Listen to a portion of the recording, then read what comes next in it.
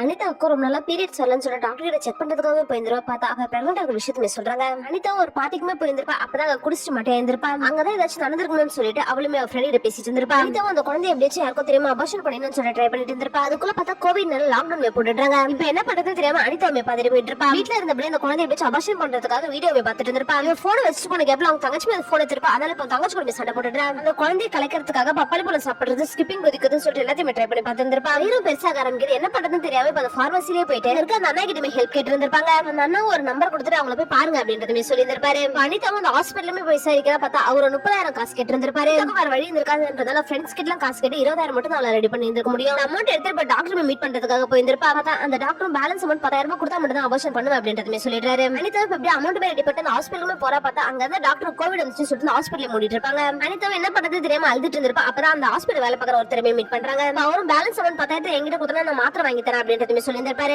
அனிதாக்கும் வேற வழியே இல்லன்றதால இப்ப அந்த காசு எடுத்து கொடுத்துட்டாரு. அவரும் காசு வாங்கிட்டு இவங்களை ஏமாத்திட்டு பாருன்றதால தாங்க முடியாது. அனிதாவும் வீட்டுல கடுப்புல உட்காந்துட்டு இருந்திருப்பா. அனிதா அப்பப்ப வீட்டை விட்டு வெளியே போயிட்டு வரது அவங்க அம்மாவே பாத்துட்டு இருந்திருப்பாங்க. அதனால வேற லவ் பண்ண நினைச்சு அவட சண்டை போட்டுட்டு இருந்திருப்பாங்க.